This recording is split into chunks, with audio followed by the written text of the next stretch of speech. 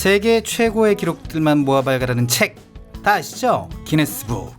이 기네스북이 올해로 발행 60주년이 됐다고 해요. 기네스북은 60년간 1억 3천만 권이 넘게 팔렸는데요. 2016년 판에도 신기한 기록들이 많이 실릴 예정이라고 해요. 9살짜리 비글이 1분 동안 앞발로 14개의 공을 잡은 기록을 세웠고요. 일본의 묘기 자전거 달인은 자전거를 세운 상태로 1분에 83번이나 회전해서 기네스북에 올랐다고 합니다. 그게 돼요? 그러니까요. 1분에 83번. 네, 이렇게 기네스북에 오른 기록들을 보면 말이죠. 어마어마한 것도 있지만 사소하지만 특별한 기록들도 있죠. 기네스북에 오를 대단한 기록은 아니라도 누구에게나 자랑할 만한 재주가 있지 않을까 생각해 보는데요. 아주 사소한 것이라도 남들보다 뛰어난 나의 재주를 찾아보면서 오늘 방송 시작해 보겠습니다. 9월 17일 목요일 내 손을 잡아요. 출발합니다.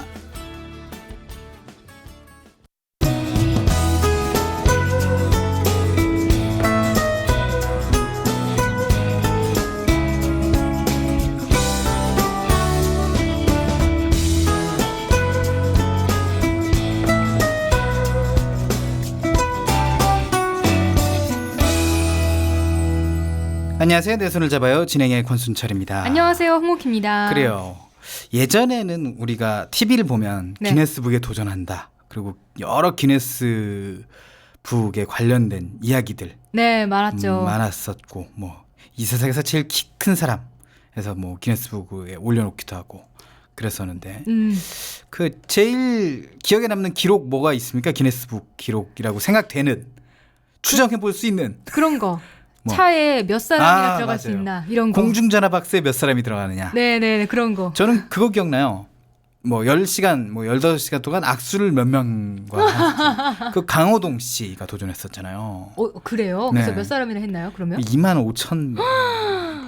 뭐 전영록 씨 옛날에 유명했을 때. 네. 그것도 기억. 저도 그런 거 도전해 볼 수 있으면 되게 좋을 것 같다는 생각했는데. 뭐 요새는 또 기네스북이 많이 또 회자되지 않는 또 그런 게 있는 것 같습니다. 그렇죠. 옛날보다는 좀 이렇게 덜 그런 것 같아요. 뭔가 이렇게 특별한 네. 기사화되는 그런 것도 그래, 없고. 책이 좀 덜 팔린 것 같기도 하고. 원래 이제 이게 기네스라고 양조회사 여러분들 다 아시죠? 거기에서 이제 그 사장님께서 이제 직접 책을 내셨는데 그때만 해도 괜찮았었는데 내용이. 이제 뭐 웬만한 건 다 나왔나 봐요. 뭐 이제는 뭐 딴 데서 만들다 보니까 뭔가 좀 빈약하지 않나 이런 생각 드는데 그래도 갖가지 기록들이 많네요. 그래도 이런 거 만들었다는 게 진짜 잘 만든 것 같아요. 아이디어가 기발해요. 그래요. 나만의 기네스북 한번 살펴볼까요? 옥시 씨는 뭘 잘합니까?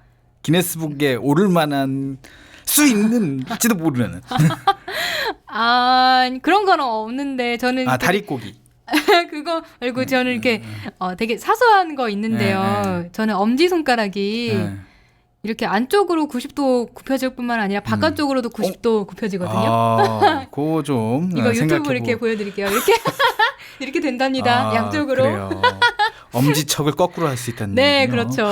이게 되는 사람이 거의 없거든요. 네, 저는 이제 오키 씨 놀리기를 통해서 기네스북에 한번 도전해볼까 하는 생각을 해보게 되면서 그래, 모함은 말고 팩트로 돌리세요. 알겠습니다.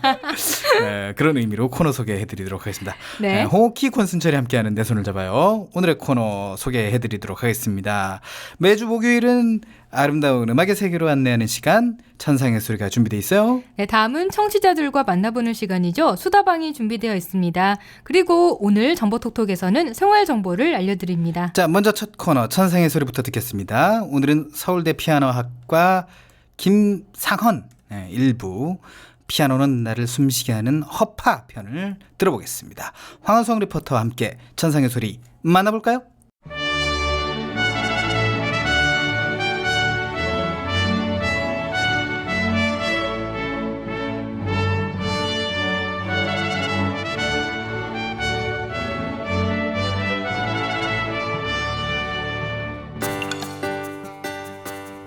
안녕하세요.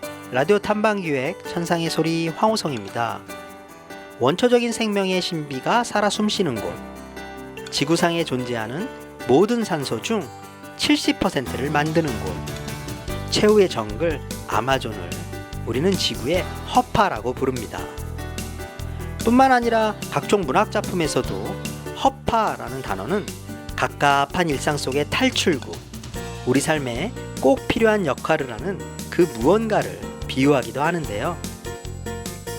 오늘은 피아노는 나를 숨쉬게 하는 허파라고 말하는 서울대 학생 김상원 씨를 만나봅니다. 2015년 9월의 어느 날이었죠. 서울 장충동에서 특별한 대회가 열렸습니다. 바로 국내 장애인의 문화예술 축제인 2015 제3회 대한민국 장애인 문화예술 경진대회가 그것인데요. 이른바 스페셜 K라고 부르는 이 대회는 정신적 또는 신체적 장애를 가진 문화예술인을 발굴해서 전문 예술인으로서 사회, 경제적 삶을 살아갈 수 있도록 돕는 감동의 오디션입니다. 이 대회장에서 저희 제작진들은 서울대 피아노학과에 재학 중인 상원 씨를 만날 수 있었는데요. 그럼 직접 만나러 가보실까요?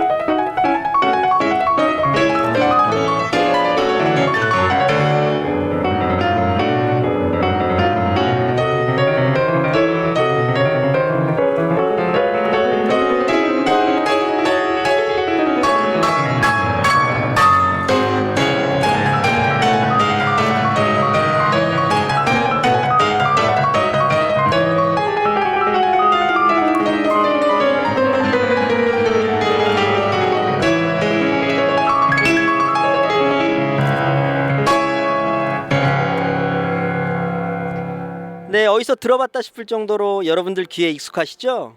네, 피아노를 소재로 한 영화나 드라마에서 자주 다뤘던 유명한 곡입니다. 이 곡을 직접 연주해준 김상원 씨가 지금 제 옆에 있는데요. 어렵게 만나볼 수 있게 되었습니다. 자, 소개해드리겠습니다. 안녕하세요. 안녕하세요. 네, KTV 포피 채널 천상의 소리에서 나왔습니다. 우리 청취자들께 정식으로 인사 부탁드릴게요. 예, 여러분 안녕하세요. 저는 서울대학교 대학원 석사 3학기째를 다니고 있는 음악을 사랑하는 남자 김상헌이라고 합니다. 여러분들 KTV에서 뵐 수 있게 되어서 정말 기쁘고 반갑습니다. 예. 네, 음악을 사랑하는 남자 김상원 씨하고 같이 있는데요. 오늘 서울대학교 교정인데 날씨가 가을 날씨 너무 좋은 것 같아요. 그리고 이따가 또 지금 방금도 들었지만 상원 씨 연주도 또 들을 수 있어서 너무 기쁜 마음입니다. 자, 청취자분들께 상원 씨 소개해드리기 전에 우리가 스페셜 K 대회 연주곡을 먼저 들려드렸어요. 영화나 드라마에서 많이 들어봐서 귀에 익숙한 곡이기도 합니다. 이번에 연주한 곡 설명 좀 부탁드릴까요? 제가 스페셜 K에서 연주했던 거는 쇼팽의 연습곡 오피 10 시리즈에 있는 그 중에 넘버 4번 C샵 마이너고 부제목은 추격이라는 부제목을 달고 있기도 합니다. 그거랑 라흐마니노프의 회화적 연습곡 오피 33의 넘버 6번 E 플랫 마이너도 같이 연주했었습니다. 제가 들어보니까 속도가 상당하죠. 그리고 굉장히 어려운 곡으로 유명하고요. 또 이 곡을 연주하려면 평소에 손가락 운동도 좀 많이 하셔야 될 것 같고 힘도 필요하고 물론 테크닉은 물론이고요. 자, 현재 서울대학교 피아노학과에 재학 중이라고 들었어요. 도대체 하루에 얼마나 연습을 하는지, 도대체 하루에 연습량이 얼마나 돼요? 한 뭐 일정하게 5시간, 6시간 정도 하고 특히 이 곡들 같은 경우 처음 연습할 때 굉장히 열심히 해야 돼. 처음 연습할 때 예, 그 라흐마니노프 곡은 특히 어렵기로 유명하잖아요. 자, 아까도 잠깐 농담 삼아 제가 얘기했는데 손가락 근력이 상당히 필요할 것 같아요. 어떤 악력이나 이런 거를 위해서 특별히 운동하는 게 있나요? 피아노 치면서도 어느 특정한 구간을 세게 치기 위한 연습을 같이 병행하게 되는 거죠. 특별히 뭐 악력을 길러서 해야 된다기보다 그리고 모든 음을 다 세게 치면은 도로 음악이 깨지는 수가 있어요. 굉장히 시끄럽게 들리는 수가 있고 우리가 뭐 굉장히 뭐 멋있다고 들릴 수 있는 이유가 어느 부분은 굉장히 큰 부분이 있는가 하면 어느 부분은 상대적으로 조금 뭐가 나올지 모를 갑자기 조용해지는 부분도 같이 나오기 때문에 그렇게 소리의 다양성이 같이 존재를 하기 때문에 우리 귀에 상당히 멋있게 들릴 수가 있겠습니다. 아, 그렇구나. 내 의문이었구나. 그러니까 피아노 연습을 하면 구간 강약을 조절해야 되기 때문에 악력 운동을 특별히 안 해도 충분히 근력 운동이 된다는 얘기구나. 그렇죠? 피아노만으로도 웬만한 그 동작 훈련을 할 수 있고요. 물론 악력 운동하는 것도 도움이 안 되는 건 아니죠. 그 참 더 이제 그 피아노를 큰 부분을 더 오래 칠 수 있는 지구력을 기를 수는 있는 거죠. 잘 알겠습니다. 자, 들으셨죠? 악력 힘이 필요하신 분들 피아노 배우시면 되겠습니다. 우리 김상훈 씨 뭐 피아노 실력 너무나 유명하고 익히 들어서 또 잘 알고 있는데 처음 피아노를 접하게 된 계기를 알고 싶어요. 제가 뭐 특별히 멋있는 계기를 제가 맞아서 했다기보다 그보다 더 오래전으로 거슬러 올라갈 수가 있죠. 저는 신생아 때부터 유독 음악을 엄마가 틀어줄 때마다 울지를 않았대요. 그래서 음악을 틀어주고 슈퍼 갔다 와서 음악이 끝나고 뭐 밥을 먹이던지 뭐 젖을 먹이던지 했었대요. 그러면서 음악에 대해서 얘가 조금 뭐가 있는 것 같다고 뭐 1차적으로 발견을 조금 생각을 했었고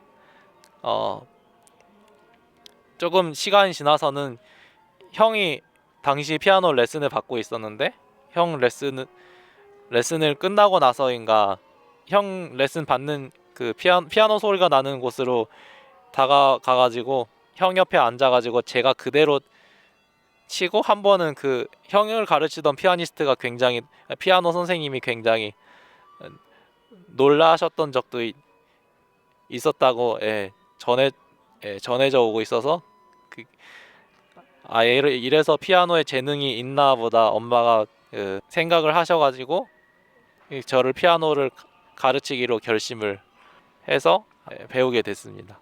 전해져 내려오고 있다 그러니까 BGM이 피리 소리도 나고 국악이 깔리니까 너무 좋습니다. 자, 청취자 여러분들 현장음 들으시면 의아하실 텐데요. 여긴 지금 서울대학교 음악대학 앞입니다. 그래서 현장음으로 지금 성악도 들려오고 피리 소리도 들려오고 또 피아노 소리도 들려오네요. 가을이 만연한데 저는 참 좋습니다. 이 인터뷰를 듣고 계신 우리 청취자분들께도 이런 저의 느낌이 전달이 됐으면 좋겠습니다. 자, 상원 씨 인터뷰 계속 이어가 볼게요. 자, 제가 상원 씨 자료 조사를 하면서 상원 씨가 여기까지 오는 과정에 여러 가지 우여곡절이 있다고 들었어요. 뭐 근데 그 우여곡절이 좀 안 좋은 것들인데 시험 보기 전에는 아프기도 하고 최근에는 어처구니 없게 사고를 당했다고 들었어요. 지금 몸 상태는 괜찮으세요? 그리고 어떤 사고들인지 궁금해요. 최근에 제가 한 2달 전쯤에 일단 제가 이제 9월이니까 거의 3달 가까이 전이라고 할 수 있겠어요. 지난 이제 7월 19일 날 제가 아시아 태평양 국제 장애인 페스티벌이라고 일본에서 개최하는 그 페스티벌을 참석하게 됐어요. 그러면서 이제 거기서 일본 동요를 하나 그 과제물로 줘가지고 그거를 프리스타일로 자기 자유로운 스타일로 편곡을 해서 내보라고 지시가 내려져 가지고 한 지난 학기 동안은 계속 뭐 수업도 들으면서 중간중간 내가 여기다가 어떤 아이디어를 어떤 음악을 집어 넣을까 굉장히 고민을 많이 해 가면서 수업도 듣고 피아노로 또 여러 요소들을 실험해 봤다고 해야죠. 그 작곡을 마치고 악보를 이제 눈 보시는 정한인 분한테 부탁을 드려가지고 악보도 다 그려내고 이제 이메일로 악보 제 작품을 그린 악보를 보내려고 이제 딱 막 결정을 하는 순간 그때가 참 기쁜 날이었던 것 같아요. 그 기쁜 날에 제가 거의 기숙사에 서울대 기숙사에 6년 넘게 살던 방인데 그러면 제가 아주 알고도 남는 방인데 그 방에서 좀 어처구니 없게 한번 그냥 좀만 누워서 생각해보자 해서 누웠는데 침대 베개일 줄 알았더니 침대 머리맡에 바로 책상이 이어지거든요. 침대 머리맡인 줄 알았더니 책상에다 오른쪽 머리를 꽝 박은 거예요. 아이고야. 그러면서 더 황당한 거는 머리를 박는데 온몸에 고압 전기를 맞은 것 같은 그런 강했던 경험을 좀 하고 한동안 두통이 좀 한동안 있다가 없어졌다가 최근에 다시 좀 생긴 것 같아요. 근데 참 이런 한번 다치게 된 그 경위 자체는 되게 우스꽝스러운 것 같아요. 어떤 분은 참 코미디를 감상한 듯하다고 말씀도 하셨고 참 웃긴 것 같아요. 네, 잘 알겠습니다.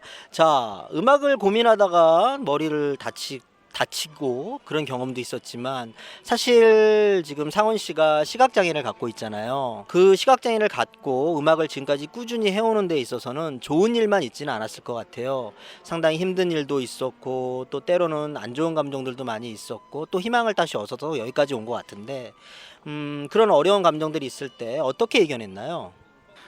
일단 제가 시각장애로서 저에게 있어 가장 좀 길게 가장 빈번하게 어려움이 있었던 거는 아무래도 음악 점자 악보를 읽는 거겠죠. 그 정한인 보시는 정한인들은 그 일반 악보를 보면서 피아노를 칠 수 있고 그걸 흔히 초견이라고 정의를 많이 하죠. 눈으로 악보 보면서 손으로 피아노 치고 그러면서 어떤 그 악보를 습득하는 게 굉장히 빨리 할 수가 있는데 저를 비롯한 시각장애인 분들이 그걸 손으로 점자 읽고 손으로 피아노 치고 하다 보니까 굉장히 손은 바빠지면서 그 시간은 똑같이 흘러가고 하다 보니까 좀 상대적으로 악보를 곡을 하나 배우는 데 있어서 좀 상대적으로 종류가 많이 없을 수밖에 없는 것 같아요. 그렇게 점자 악보를 읽으면서 이게 또 점자 한 알이 한 점 한 점이 빠지거나 붙거나 할 때마다 한 음이 달라지고 한 어떤 음악에서 요구되는 그 기호 자체가 달라지고 하다 보니까는 굉장히 점역하시는 분들도 신경을 많이 쓰셨을 텐데 그럼에도 악보를 읽다 보면은 중간중간 오차가 생기고 그 오차를 나중에 또 교수님한테 따로 교정을 받아야 되고 음악 원전을 직접 보는 게 아니다 보니까 아무래도 완벽하지 못하게 되죠. 그러면서 약간 시간이 지체되는 게 좀 개인적으로 힘이 좀 들었던 것 같고 공부하는 속도가 느릴 수밖에 없으니까 세상 살면서 그 종종 조급해질 때가 많은 것 같아요. 이 일을 안 하면 큰일 나는데 이 일을 언제까지 꼭 해야 되는데 하는 그런 조급해지는 수가 많은데 근데 그런 건 있죠. 또 만약에 내가 점자 악보를 한 마디 읽고 있으면 다른 사람들은 몇 마디 읽었을까 하는 되게 공포심은 있을 수가 있는데 또 다르게 생각해 보면 어차피 생각을 빨리빨리 한다고 해서 일이 빨리 되는 것도 아니고 이미 주어진 일은 그 주어진 일의 모양대로 될 것이라는 거죠. 그런 믿음을 가지고 설령 뭐 교수님들이나 사람들이 왜 빨리 못하냐고 하더라도 뭐 결코 뭐 돈을 뺏어가겠어요, 생명을 앗아가겠어요, 뭐 되게 큰 일이 일어나진 않는다는 거죠. 그 사람도 뭐 어차피 사람이고, 그렇게 묻는 사람도 사람이고. 그러니까는 뭐 한편으로는 조급하게 생각할 필요 없이 뭐 나에게 주어진 삶을 살자는 스스로의 믿음을 가지고, 뭐 어려움도 그 어려움이라는 그 고유의 모양을 가지고 다가온 거니까, 그런 이 모양은 이 모양대로, 저 모양은 저 모양대로 삶을 다루어 나가자는 스스로의 믿음을 가지고 그러면서 다소 포기하지 않을 수 있었던 것 같아요.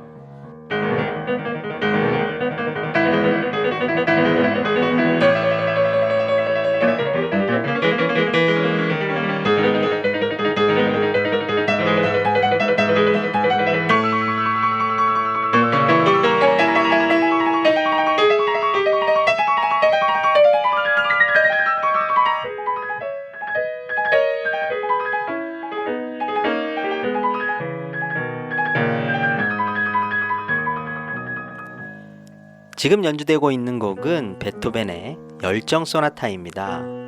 김상원 학생이 특별히 천상의 소리 애청자를 위해서 라이브로 연주해 주셨는데요.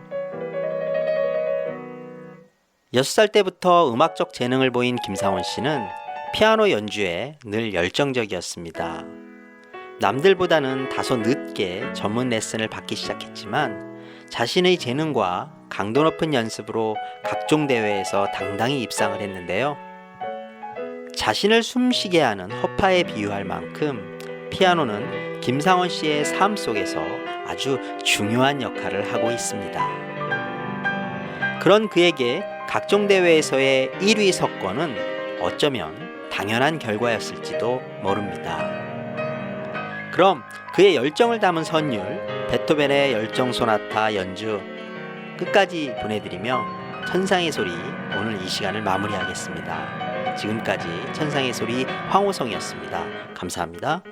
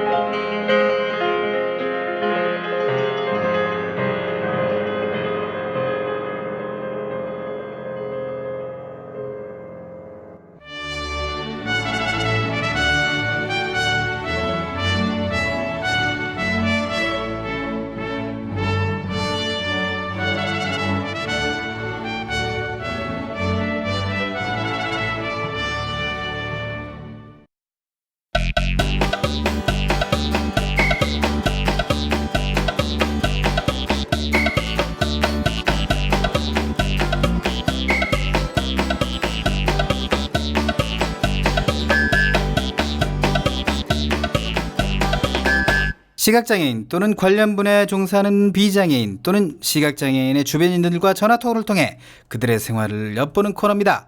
청취자 여러분의 울고 웃는 사연을 직접 들어보는 시간, 아무 주제나 좋습니다. 편하게 수다 떨어봅시다. 여보세요. 네. 안녕하세요. 민망해라. 길게 막 소개해 주셨는데 네, 한마디로 정리를 해주셨어요. 네, 이럴 땐 오키 씨가 띄워야 됩니다, 분위기를. 안녕하세요. 네, 안녕하세요. 본인의 소개를 부탁드리겠습니다. 저는 그냥 평범하게 네. 일을 하는 헬스키퍼 일을 하는 김성현이라고 합니다. 지금 막 저 통화가 가능한 지역으로 이동 중이신 거죠? 예. 그래서 나왔어요. 아, 좋다. 아이, 나왔어요. 참 쪽집게 내가 진짜. 네. 지금 일하는 중에 잠깐 쉬는 시간이신 건가요? 네. 네. 아. 중간에 저 일을 들어갈지도 모른다고요? 네. 말씀하셔야 돼요. 아니 저희가 방송 중에도 뭐 만약에 일을 들어가야 됩니다 그러면 네. 끊어드리고 저희끼리 수다 떨 테니까 너무 부담 갖지 마시고. 그런 일단- 방송도 있어요. 예, 이런 방송도 예. 있습니다. 이런 방송도 있습니다. 네, 청취자의 편의에 맞춰드리는 방송. 그렇죠. 네. 저희 편의대로 방송하기도 하지만 청취자의 편의를 맞춰드리기도 합니다. 아, 그러니까 물어볼 거 빨리 물어봐야 돼요. 네. 헬스키퍼로 일하신다면 어디에서 일하고 계세요 지금? 그 양재에 있는 한화에서 일하고 아, 한화 생명. 손해보험. 그렇군요. 네. 요번에 틀렸네요. 그래요. 땡. 한화 손해보험에서 네. 근무를 하고 계시고 거기는 직원들이 몇 명 정도 있나요? 헬스키퍼를 받을 수 있는 80명 정도 있는 것 같아요. 80명. 대형 회사예요. 역시 네. 한화가 대기업이죠. 많은 분들이 이용하고 있어요? 네. 다 와요. 그렇군요. 네. 그렇군요. 어느 분들이 좀 스트레스 많이 받아 하는 것 같아요? 팀장님이요. 역시 직급이 높을수록 스트레스 네. 많이 받아요. 팀장님이 스트레스 많이 받으시는구나. 네. 그렇구나. 보통 이제 팀장님들은 어떤 말씀들을 많이 하세요? 뭐 직원 욕들을 많이 하시는. 설마 그럴 리가요?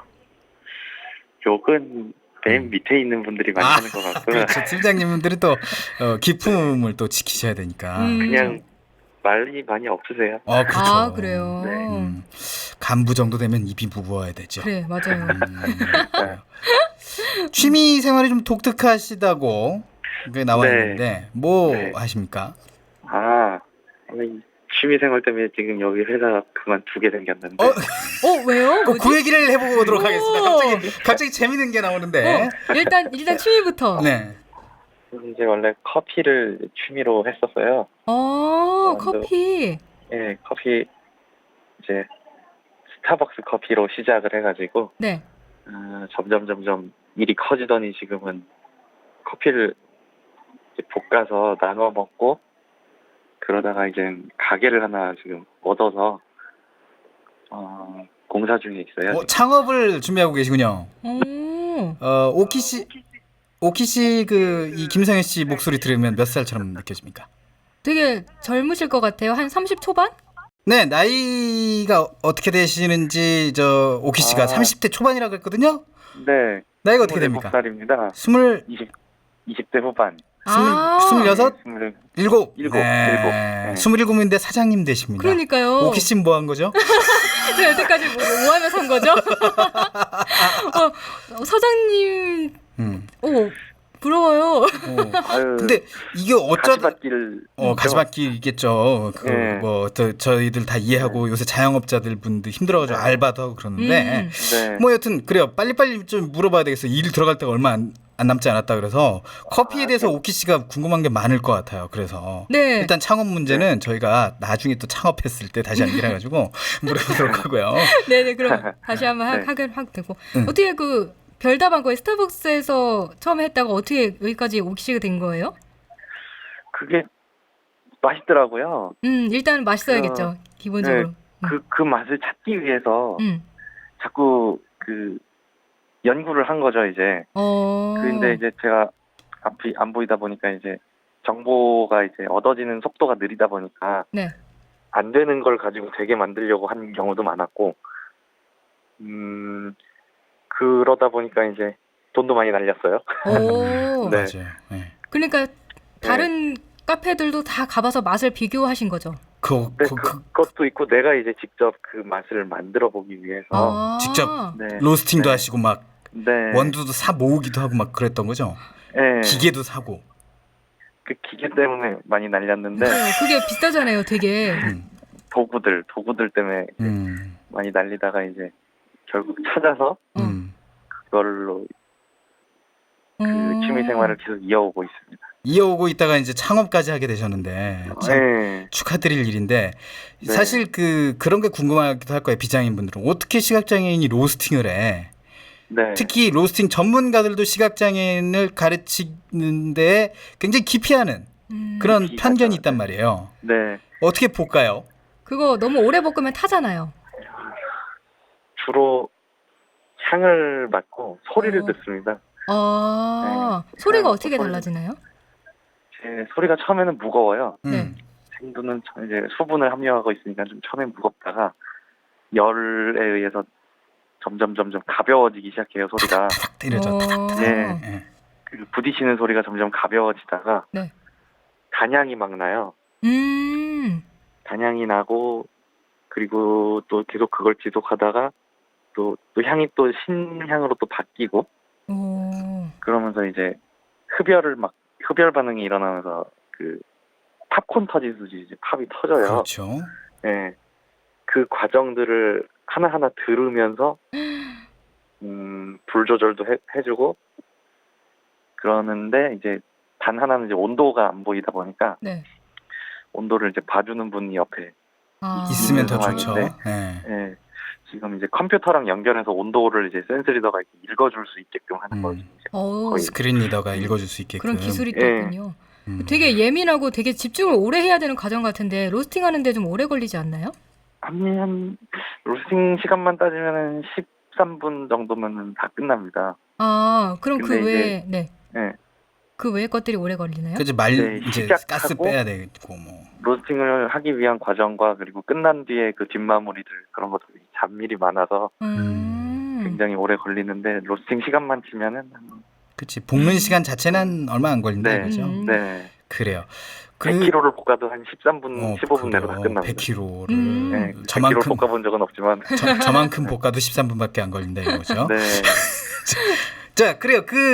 그러면 우리 실질적인 걸 한번 물어보도록 해요. 로스팅은 너무 깊은, 너무 전문가스러운 이런 거기 때문에 재미없을 거기 때문에 그 실질적으로 지금 계절에 맞는 원두, 네. 지금 계절 가을. 지금 계절에 맞는 맛을 가지는 원두를 좀 추천해 주신다면. 저는 사실 아프리카 계열을 제일 좋아하기는 하는데 네. 이제 선선해지잖아요. 네. 선선해지니까 이제 좀 따뜻하고 구수한 커피 그런 게 좀 좋을 것 같아요. 그게 뭡니까? 저는 과테말라나 과테말라, 니카라과 쪽 니카라가 커피들 이쪽이 좀 누룽지 필 나면서 좀 구수한 가을 겨울에 좀 잘.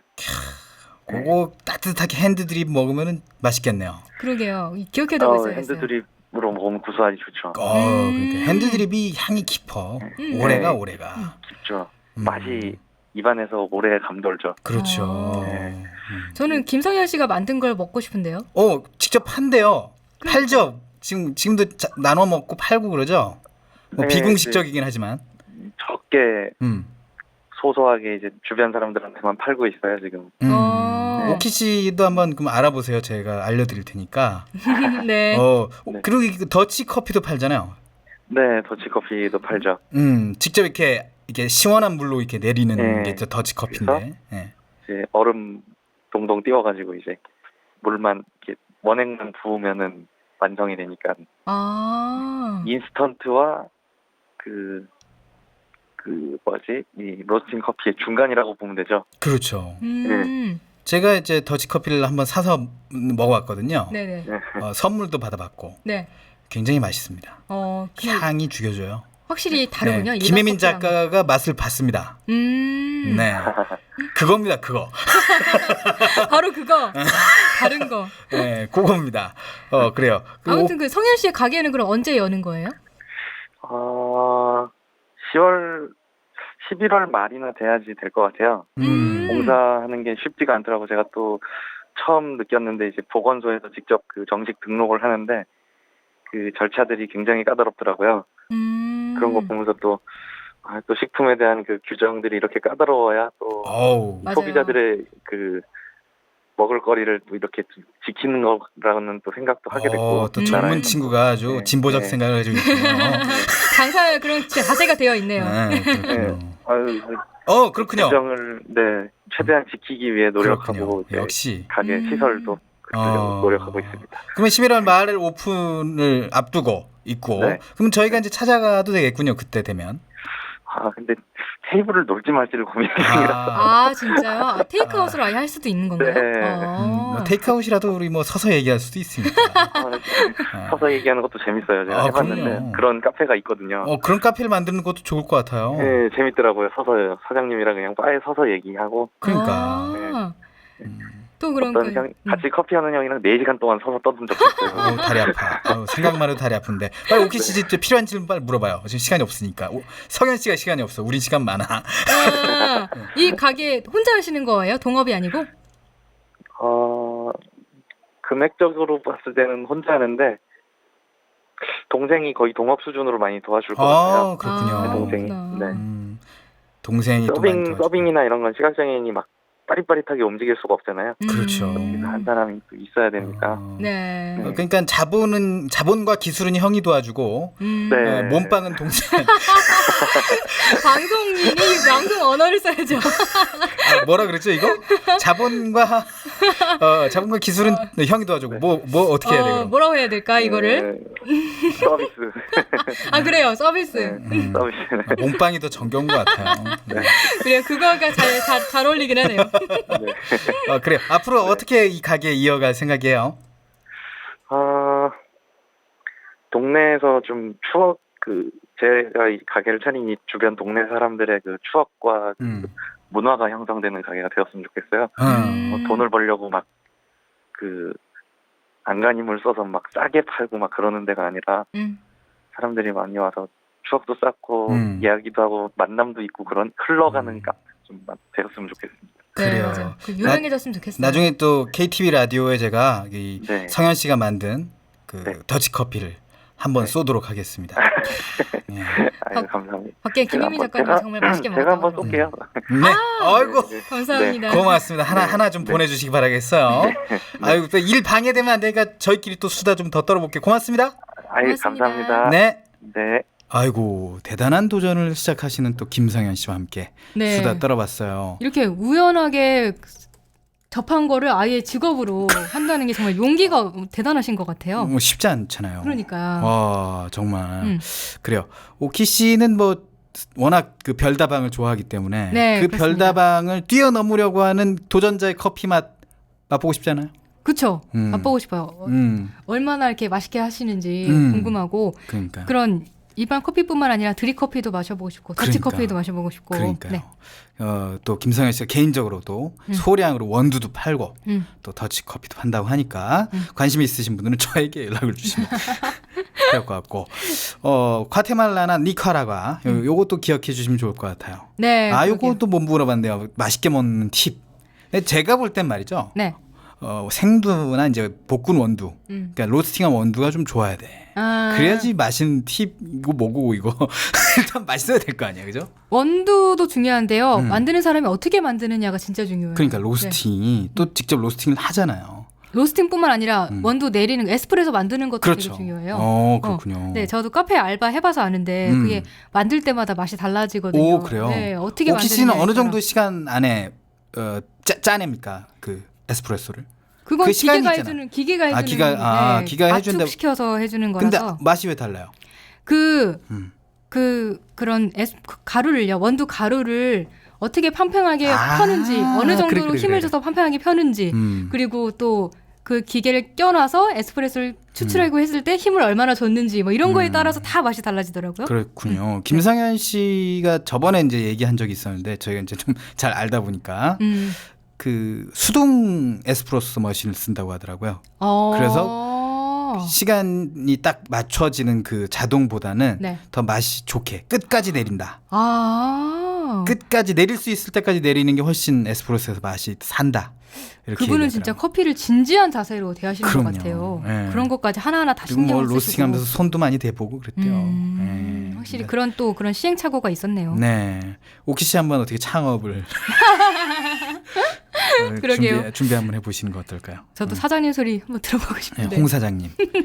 미래 대통령과 미래 사장님을 꿈꾸는 분과 함께 제가 홍 대통령, 홍 사장님. 네. 어떤 게 어울릴까요, 여러분? 어감상은 홍 사장이 어울리긴 하네요. 자, 홍 사장님, 저 참여 방법 알려주시기. 네, 수다방 참여 방법 알려드릴게요. www.facebook.com/kbicktv로 메시지를 보내주시면 수다방에 참여하실 수가 있습니다. 아니면 인터넷에서 포피 채널 블로그를 찾아주세요. 방송에 참여하신 청취자분께는 문화상품권을 선물로 드립니다. 많이 많이 참여하셔서 수다도 떨고 선물도 받아가세요.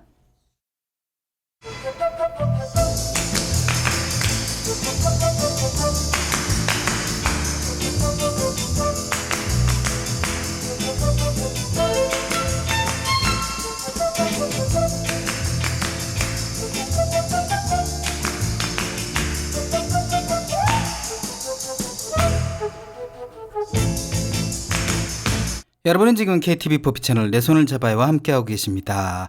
천상의 소리에 이어 수다방 함께하셨고요. 네, 목요일에는 생활에 유용한 정보를 알려드리는 생활정보 톡톡이 준비되어 있습니다. 네, 오늘은 달콤하고 새콤한 생활정보 톡톡이 될 것 같은데 맞죠? 네, 맞습니다. 아. 왜냐하면 곧 명절이 다가오잖아요.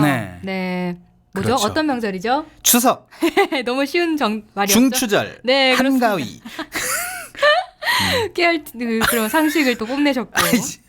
나는 왜 이렇게 내 자랑을 좋아할까? 그런 게 좋은 거예요. 자기 자랑. 그렇군요. 네, 자기가 자기를 내세우는 PR 시대잖아요. 네. 네, 아무튼 그래서 지금부터는요. 추석 연휴를 대비해서 그런 추석하면 준비해야 할 것에 대해서 알려드리려고 합니다. 네. 어떤 것들이 있을까요, 먼저? 오곡백과. 그 오곡 중에서 네. 햅쌀로 만드는 송편, 생선, 네. 문어. 저희 이제 큰 댁은 영덕이라 이 바다 음식들이 많이 이 차례상에 올라옵니다. 그렇군요. 문어 진짜 큰 거 올라오거든요. 맞아. 저도 TV에서 봤어요. 예, 이게 진짜 큰 거 잘라 먹는 게 진짜 맛있어요. 그거 먹는 또 재미가 있겠네요. 그리고 이게 문어가 어느 때 맛있냐면은 문어를 바로 쪄가지고 바로 먹는 것보다 얼렸다가 얼려요? 쪄서 얼립니다. 네. 얼렸다가 딱 꺼내가지고 해동을 막 시켰을 때 이 살얼음 씹으면서 먹는 게 이제 문어가 맛있다. 그런 방법은 또 처음 듣네. 이거 문어 오래 먹어야 되거든요. 네. 예. 그 한번 제가 나중에 해보겠습니다. 그렇죠. 문어를 먹는 문어 숙회라고 굉장히 맛있습니다. 네. 어쨌든 그 차례상에서 먹을 수 있는 음식들 준비해야 되는데 그렇죠? 그렇죠. 그래서 오늘 생활정보 톡톡에서는요. 명절에 필요한 과일을 잘 고르는 팁을 알려드리려고 합니다. 과일 잘 골라야죠. 네. 잘못 고르면 왜냐면 요리는 내가 어떻게 할 수 있어요. 수정할 수 있어요. 근데 과일은 까면 끝나는. 맞아요. 어떻게 돌릴 수가 없죠. 예, 이게 어떻게 요새는 바꿔주기도 하고 그런데요. 근데 어떻게 또 우리가 그래요. 그러니까 아예 애초에 고를 때부터 잘 골라야 된다 이거 아니에요. 네, 그렇죠. 이게 또 과일이 선물로도 갈 수 있거든요. 맞아.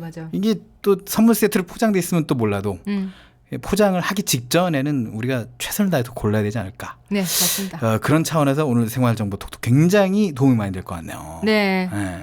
이런 지금 한창 장보느라 정신이 없으실 거예요. 그래요. 먼저 뭐 골라야 됩니까?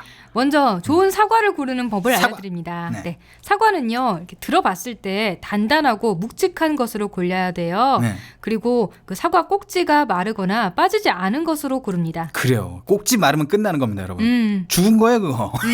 그래요. 맛도 없는 거예요, 그러니까. 그리고 이 시각장애인 분들이 만져보고도 꼭지가 이제 시들었는지, 아니면 잘 살아있는지를 만져볼 수 있어요. 네, 그죠? 그러니까 만져서 알 수 있는 거죠. 그러니까. 그럼요. 만져서 할 수 있는 게 이제 꼭지예요. 네, 꼭지 꼭지 그리고 중요하죠. 단단하고 묵직한 것도 만져보면 그렇죠. 알 좀 수가 있어요. 말랑말랑하면 좀 그래요. 네. 그리고 전체적으로 색이 고른 사과를 선택하면 돼요. 그래요. 색이 예뻐야 돼. 일단. 맞아요. 색이 버섯만 빼놓고는 다 색이 예뻐야 됩니다. 버섯은 색이 화려하면 독버섯일 확률이 맞아요. 버섯은 미운 거, 과일은 예쁜 거. 그렇습니다. 호박은 못생긴 거. 네. 다음은 맛있는 배를 고르는 방법이에요. 아, 저는 배를 제일 좋아합니다. 아, 그렇군요. 가을 과일 중에서 배를 진짜 좋아해요. 네, 배만 먹어요. 그냥. 그럼 순철 씨는 배를 잘 고르겠는데요? 네, 배가 많이 나오죠. 그래. 배를 싫어하셔야 되지 않을까 그러면? 아니 배를 많이 먹어서 배가 많이 나온 건 아니에요. 뭐 어쨌든 근데 진짜 이 배가 네. 사과는 어떻게 해서도 먹을 수가 있겠는데 배는 잘못 고르면 뭐 이건 단맛도 아니고 이도저도 아니고 무맛도 아니고 뭐 단맛도 아니고 이건 뭔지 모르겠습니다. 괜히 딱딱하기만 할 수. 그러니까 그래서 배는 정말 잘 골라야 돼요. 신중하게. 네, 배도 그 색깔로 맛있는 거를 골라내야 되는데요. 푸르스름하지 않고 선명한 황색을 띠는 게 맛있습니다. 황색이요. 네, 금색. 금색. 야 배는 좀 귀스럽군요. 그렇죠. 야 귀한. 야 그래요. 이게 진짜 과일이 때깔이 좋아야 됩니다. 때깔. 맞습니다. 그리고 또 배 역시도 그 꼭지로 신선함을 판단할 수가 있는데요. 그 꼭지 반대편에 그 둥글둥글한 부분에 미세한 검은 균열이 없는 것도 좋은 배입니다. 그래요. 이 상처가 좀 없어야 되고. 그래요, 맞아요. 상처도 없어야 되죠. 요새는 좀 과일이 딱 품질별로 이 구별이 돼가지고 나오더라고요. 이렇게 구별을 딱 해가지고 통에 담더라고요. 그래가지고 이제 좋은 과일들은 비싸고 약간 고르지 못한 과일들은 좀 싼 경우가 있더라고요. 요것도 좀 참고하시면 좋을 것 같다는 생각도 듭니다. 네. 그리고 근데 제사상에는 아무래도 좀 좋은 그럼요. 걸 해야겠죠. 제사상 좋은 거 올라가야죠. 또 정성이니까. 네, 정성. 내가 이렇게 조상님들을 위해서 골라왔습니다. 그래요. 큰 걸로 이렇게 색깔 두고. 그러니까 정리해 보면 색깔과 꼭지 이 두 단어를 머릿속에 놓고 전통시장을 가야 됩니다. 네, 그렇습니다. 네, 다음요. 네. 감 고르는 방법을 알려드릴게요. 이 감은 정말 중요합니다. 이게 배까지도 어떻게 봐줄 수 있습니다. 근데 감은 감 말이죠. 떨버. 그냥 뱉어야 됩니다. 맞아요. 삼킬 수가 없죠. 감은 정말. 안 돼요. 진짜 어떻게 할 수가 없어요. 이 정말 신중하게 골라야 될 것 같은데요, 그죠? 그죠. 그래서 감은 정말 맛있는 걸 골라야 되는데요. 맛있는 감은요, 일단 그 겉면에 얼룩이 없어야 되고요. 중요한 정보네요. 그리고 모양을 잘 봐야 되는데요. 모양이 둥근 사각형 모양이어야 됩니다. 둥근 사각형이라고 하면은 무슨 모양으로 우리가 대치를 할 수 그냥 사각형이 이렇게 정말 딱 직각 이런 거잖아요. 그거보다는 좀 이렇게 모서리가 둥그스름한 그런 모양이라고 보면 되겠죠. 직사각형이 아니고 네. 뭉뚱그려진 사각형이라고 보면 되겠군요. 그렇습니다. 네. 그래요. 그런 식으로 하시면 되고 이게 다 감이 진짜 완전 동그라면 그래 내가 기억을 해보니까 그런 것 같아요. 동그란 감은 없었던 것 같아. 완전 동그란 감은. 맞아요. 약간 완전 동그란 감은 떫었었던 것 같아. 좀 그렇게 약간 모양이 약간 뭉텅뭉텅해야 약간 좀 이렇게 더 물렁물렁하고 그렇죠. 그런 느낌도 있고. 이 우리가 근데 감 보면은 입도 붙어 있고 꼭지 부분이 있지 않습니까? 그렇죠. 그 꼭지 부분으로는 감별할 수 없나요? 네, 감도 꼭지로 판별할 수가 있어요. 그 꼭지 부분이랑요, 그 반대편 부위가 움푹 패인 거는요, 맛이 없는 거예요. 그러니까 패인 거는 뭔가 꽉 차 있어야 되는군요. 네, 이게. 그렇습니다. 패이지 않은 걸로 고르셔야 맛있는 감을 먹을 수가 있습니다. 그래요. 감은 진짜 여러분 신중해야지. 떫은 감을 먹었다가는 안 되기 때문에 뭐 요새 그냥 자연 홍시 만든다고 그 감을 그냥 두셔야 될 때가 있습니다. 그리고 떫은 감 고르면은 그러니까 신중하게 고르셔야 될 것 같아요, 그죠? 네. 사과는 단단한 거, 네. 감은 약간 사각형 이렇게 그렇죠. 뭐랄까? 모양 둥근둥근 사각형 그런 식으로 생각해 주시면 될 것 같아요. 딱 정하면 되는 거예요. 감 일단 제외하고 감은 이제 뭔가 표면도 잘 고르고 이래야 되고 꼭지도 꽉 차 있어야 되지만 배와 사과는 색깔과 꼭지 요걸 기억하면 된다는 거죠. 네, 그렇습니다. 오늘 생활정보 톡톡은 여기까지입니다. 오늘 알려드린 맛있는 과일 고르기 정보로 제사상 예쁘게 잘 차려주시고 명절도 잘 보내시면 좋겠네요. 그래요. 네, 더 알고 싶은 정보가 있거나 궁금한 정보가 있다면 언제든지 www.facebook.com/kbrc-ktb로 메시지 보내주세요. 네, 우리가 기본적으로는 이제 즐겁게 이해를 취하는 것을 차례라고 해요. 그러니까 이제 명절 때는 차례상, 어느 분이 돌아가셨을 때 이제 기일을 지키는 건 이제 제사상 뭐 이렇게 표현하면 되는 것 같더라고요. 아, 그렇군요. 알겠습니다. 차례상을 그렇죠. 잘 차려봅시다. 그렇습니다. 오늘 방송 어땠습니까? 아, 일단 커피를 정말 보내주시려나.